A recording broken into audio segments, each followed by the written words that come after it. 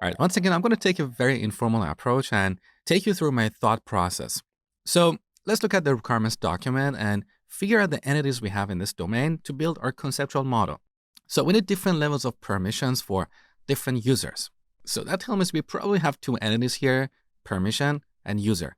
So let's go back to draw.io and add a couple of entities here. User and permission. So user can have multiple permissions. Let's add a relationship between the two. Once again, for simplicity, I'm going to go with a many-to-many relationship. We don't care about the type of the relationship at this stage. We'll refine this when we get to our logical model. So a user has permissions. Now back to the document. So the store manager should be able to add, update, and delete the list of movies. So these are our permissions. They'll be in charge of setting the stock for each movie as well as the daily rental rate. So this will happen at the time of adding or updating a movie. Cashiers should have a read-only view of the list of movies. They should be able to manage the list of customers and the movies they rent. All right, let's move on. Now at checkout, a customer brings one or more movies. So here I see two entities, customer and movie. These are the entities that we need to know about in this domain. So let's add them to our diagram as well. Customer and movie. So what is the relationship between these two entities? A customer rents one or more movies, right? So let me add this here. So customer rents movies. Now, back to the document. The cashier should look up a customer by their phone number. So phone number is one of the attributes of a customer. If the customer is a first-time customer, the cashier asks their full name, email, and phone number. So these are the attributes of each customer that we need to know. Let's add them over here. So name, email, and phone. Now here we can use Pascal convention by capitalizing the first letter of every word, or we can use camel notation. Earlier I used camel, then I changed it to Pascal. It doesn't really matter. This is just for brainstorming. This is for communication. All right, back to the document. The cashier then scans the movies the customer has brought to checkout and records them in the system. Each movie has a 10-digit barcode printed on the cover. So barcode is an attribute of the movie.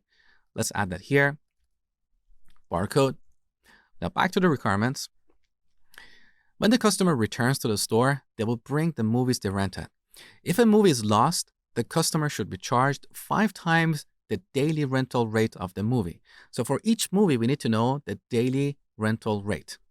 Let's add that to our movie entity, daily rental rate. Now, the cashier should mark the movie as lost, and this will reduce the stock. So stock is another attribute of the movie. For each movie, we need to know how many of them we have in the store.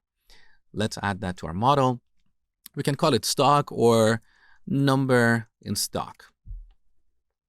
Now, back here, there is no need to keep track of lost movies. All we need to know is the number of movies in stock and how much the customer was charged. For other movies, the customer should be charged based on the number of days and the daily rental rate. So for each movie that a customer rents, we need to know how many days the customer has rented this movie and then multiply it by the daily rental rate. Now, this number of days, what entity this attribute belongs to? Back to our model, we can put that on the customer because the customer might rent several different movies. By the same token, we can add it here because each customer might rent a movie for a different period. So that attribute is an attribute of the relationship between these two entities. So now we need to introduce a new entity and call it rental. This represents the relationship between these two entities. And that means we need to delete this relationship and recreate it through this new entity. So let me add a couple more relationships here. All right, so we've got the rental entity here. For this, we need to know the number of days. Now to calculate the rental fee, we get this number and multiply it by daily rental rate. If a movie is lost, we assume 5 as the number of days and multiply it by the daily rental rate. Okay, back to the requirements. We issue discount coupons from time to time. The customer can bring a coupon when returning the movies. So coupon is another entity. Perhaps each coupon has a code like ABCD and a discount value. So somewhere in our system, we need to register the coupons that we have created. Perhaps the store manager or the cashier can do that. Unfortunately, here, the requirement doesn't tell us who's going to do that. So for now, let's not worry about that. But what matters is that we're going to introduce a new entity here.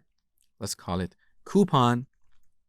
This coupon is going to have perhaps a code, maybe some description, and a discount. And this coupon can be applied to a rental. So there's a relationship between the coupon and the rental. There you go, like this. So let's rename this relationship to applied to. All right, now back to the requirements. It is possible that the customer returns the movies they have rented in multiple visits.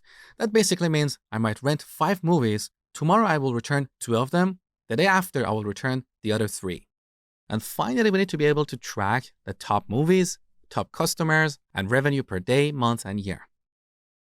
So this is just a rough conceptual model that helps us understand the problem. Now, one thing that we didn't add here, and it was not reflected in the requirements, was the attributes of the user. What do we need to know about each user? Well, at a minimum, we need to know their username and password so they can log in into the system. What about permission? Each permission should have a description, like add movie, update movie, and so on. So we've got these 2 entities on the top, and below this, we've got these 4 entities: customer, movie, rental, and coupon. Next, we're going to refine this model and build our logical model.